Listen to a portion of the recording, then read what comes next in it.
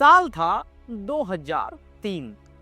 बॉलीवुड का एक ऐसा अभिनेता जिसने कभी पर्दे पर लाखों दिलों पर राज किया था, आज अपनी जिंदगी के सबसे मुश्किल दौर से निकलकर वापस लौट रहा था।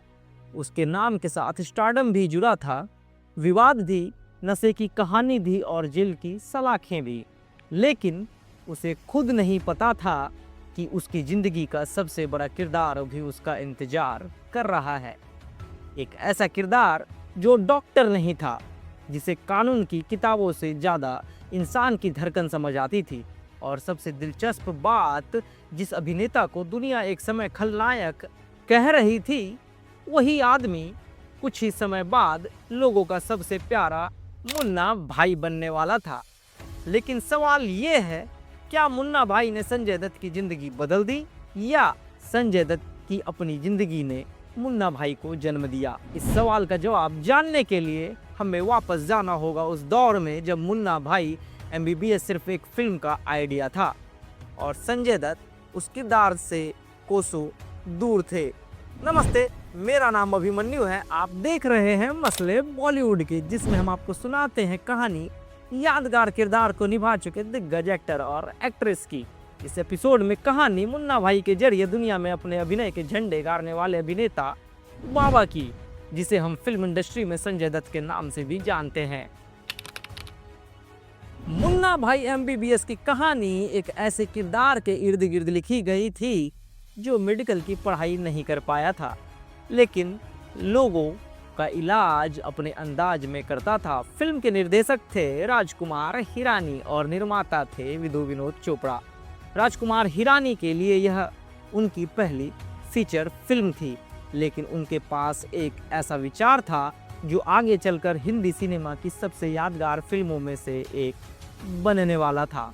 एक गैंगस्टर जो डॉक्टर बनना चाहता था, एक ऐसा आदमी जो कानून की दुनिया से बाहर है लेकिन इंसानियत की भाषा समझता है। लेकिन अब सवाल था, मुन्ना भाई कौन बनेगा? क्योंकि इस किरदार के लिए सिर्फ एक बड़ा स्टार काफ़ी नहीं था। इस किरदार को ऐसा चेहरा चाहिए था जिसे देखकर दर्शक डरे भी, हंसे भी और अंत में उसे प्यार भी करने लगे। और शायद यहीं पर कहानी पहुंचती है संजय दत्त तक। संजय दत्त उस वक्त तक बॉलीवुड में एक लंबा सफर तय कर चुके थे। उन्होंने रोमांटिक हीरो का दौर देखा था, एक्शन स्टार बने और फिर खलनायक जैसे किरदारों से उनकी स्क्रीन इमेज में एक अलग ही रफनेस आ गई थी। लेकिन उनकी असली जिंदगी उनकी फिल्मों से भी ज़्यादा जटिल थी। नशे की समस्या, माँ की मौत, कानूनी मुश्किलें और जेल। एक वक्त ऐसा भी आया जब लोगों को लगा कि शायद संजय दत्त का करियर खत्म हो चुका है, लेकिन वो खत्म नहीं हुआ था। वो बस एक नई कहानी की तलाश में था और शायद राजकुमार हिरानी को उनका मुन्ना मिल चुका था। मुन्ना भाई एक गैंगस्टर था, लेकिन उसके अंदर एक बच्चा भी था। वो गलतियां करता था लेकिन दिल से बुरा नहीं था। वो गुस्सा करता था लेकिन प्यार करना जानता था। और शायद यही वो जगह थी जहां संजय दत्त और मुन्ना भाई एक दूसरे से मिलते थे। संजय दत्त भी अपनी ज़िंदगी में गलत रास्तों से गुजरे थे, लेकिन उन्होंने वापसी भी की थी। इसीलिए शायद मुन्ना भाई का किरदार सिर्फ एक अभिनेता को नहीं मिला था, उसे ऐसा इंसान मिला था जो उस किरदार की कमजोरी और उसकी ताकत दोनों समझ सकता था। क्योंकि संजय दत्त की कहानी मुन्ना भाई से बहुत पहले शुरू हो चुकी थी। 29 जुलाई 1959, मुंबई। एक ऐसा बच्चा जिसके पिता थे सुनील दत्त और माँ थी नरगिस दत्त। बॉलीवुड के सबसे बड़े परिवार में जन्म लेने वाला यह बच्चा बड़े होकर खुद बॉलीवुड का बड़ा नाम बनने वाला था, लेकिन जिंदगी ने उसे बहुत जल्दी बड़ा कर दिया। जब संजय सिर्फ 21 साल के थे तब उन्होंने अपनी मां को खो दिया। नरगिस दत्त अपने बेटे को बड़े पर्दे पर देखना चाहती थी, लेकिन उनकी पहली फिल्म रॉकी की रिलीज से कुछ ही समय पहले उनका निधन हो गया। संजय दत्त के लिए यह सिर्फ मां को खोना नहीं था, यह उनकी जिंदगी का पहला बड़ा टूटना था। रॉकी के बाद संजय दत्त ने फिल्मों में अपनी जगह बनाई, लेकिन शोहरत के साथ उनकी जिंदगी में एक और अंधेरा भी बढ़ रहा था। नशे की लत, वो दौर जब एक युवा अभिनेता अपनी ही जिंदगी पर नियंत्रण खोता जा रहा था। लेकिन उनके पिता सुनील दत्त ने उन्हें अकेला नहीं छोड़ा। संजय दत्त इलाज के लिए अमेरिका भी गए और धीरे धीरे उन्होंने खुद को वापस संभालने की कोशिश की। फिर आया उनके करियर का एक सबसे बड़ा दौर, साजन, सड़क और फिर खलनायक। संजय दत्त एक बड़े स्टार बन चुके थे, लेकिन तभी 1993 मुंबई बम धमाकों के बाद संजय दत्त का नाम हथियार रखने के मामले में सामने आया। कानूनी लड़ाई शुरू हो गई, लंबी प्रक्रिया चली और अंततः उन्हें आर्म्स एक्ट के तहत दोषी ठहराया गया। उन्हें जेल की सजा मिली। एक फिल्म स्टार जिसे लोग बड़े पर्दे पर देखते थे, अब सलाखों के पीछे था और शायद यहीं से उनकी जिंदगी का सबसे कठिन अध्याय शुरू हुआ। संजय दत्त जेल से बाहर आए तो उनके सामने सिर्फ एक सवाल नहीं था, कई सवाल थे। क्या बॉलीवुड उन्हें फिर स्वीकार करेगा? क्या दर्शक उन्हें फिर अपना पाएंगे? क्या उनका स्टारडम वापस आएगा? और फिर एक दिन उनकी जिंदगी में एक फिल्म आई, एक गैंगस्टर की कहानी जो डॉक्टर बनना चाहता था, जिसका दिल साफ था लेकिन तरीका गलत था। नाम था मुन्ना और उसके किरदार में संजय दत्त। 2003 में मुन्ना भाई MBBS रिलीज हुई और देखते ही देखते एक अजीब सा चमत्कार हुआ।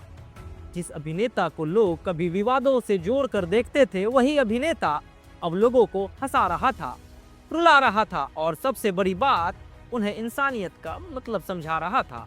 मुन्ना भाई सिर्फ एक फिल्म का किरदार नहीं रहा, वो संजय दत्त की नई पहचान बन गया। फिल्म की सफलता के बाद संजय दत्त ने जैसे अपने करियर का दूसरा जन्म लिया और राजकुमार हिरानी एक ऐसे निर्देशक बन गए जिनकी पहली फिल्म ने उन्हें हिंदी सिनेमा में अलग पहचान दे दी। शायद मुन्ना भाई ने संजय दत्त को नहीं बदला, शायद मुन्ना भाई ने सिर्फ संजय दत्त के उस हिस्से को दुनिया के सामने ला दिया जो हमेशा उनके अंदर था। एक ऐसा आदमी जो गलतियां कर सकता था लेकिन प्यार भी कर सकता था, जो गिर सकता था लेकिन उठना भी जानता था। और शायद इसलिए दर्शकों ने मुन्ना भाई को सिर्फ देखा नहीं, उसे महसूस किया, क्योंकि स्क्रीन पर सिर्फ एक किरदार नहीं था, उसके पीछे एक पूरी जिंदगी खड़ी थी। संजय दत्त की जिंदगी को अगर सिर्फ फिल्मों से देखा जाए तो यह एक अभिनेता की कहानी है, लेकिन अगर इसे जिंदगी की नज़र से देखा जाए तो यह एक ऐसे इंसान की कहानी है जो कई बार गिरा, जिसने गलतियां की, जिसने अपने लोगों को खोया, जिसने नशे से लड़ाई की और जिसने अदालतों का सामना किया, जेल गया और फिर वापस आया। लेकिन शायद उनकी जिंदगी का सबसे बड़ा किरदार मुन्ना भाई नहीं था, सबसे बड़ा किरदार था संजय दत्त। क्योंकि मुन्ना भाई सिर्फ पर्दे पर लोगों को ठीक करता था, लेकिन संजय दत्त अपनी जिंदगी को हर दिन थोड़ा थोड़ा ठीक कर रहे थे। और यही वजह है कि जब आज भी कोई पूछता है संजय दत्त कौन है, तो जवाब सिर्फ एक अभिनेता नहीं है, वो एक कहानी है, एक ऐसी कहानी जिसमें गिरना है, टूटना है, बिखरना है, लेकिन हर बार एक नई शुरुआत भी है। क्योंकि जिंदगी कभी कभी आपको आपका सबसे बड़ा किरदार तब देती है जब आपको लगता है कि आपकी कहानी खत्म हो चुकी है। और संजय दत्त की कहानी में शायद सबसे बड़ा ट्विस्ट यही था, वो मुन्ना भाई बनने से पहले खुद अपनी जिंदगी का सबसे मुश्किल मरीज थे। मसले बॉलीवुड के इस एपिसोड का यहाँ दी एंड करते हैं। अगले एपिसोड में लेकर हाजिर होंगे कहानी कुछ ऐसे ही चर्चित अभिनेता या अभिनेत्री की। इस एपिसोड को रिकॉर्ड किया है मेरे कैमरे ने। मेरा नाम अभिमन्यु है। आप देखते रहिए मसले बॉलीवुड के। शुक्रिया।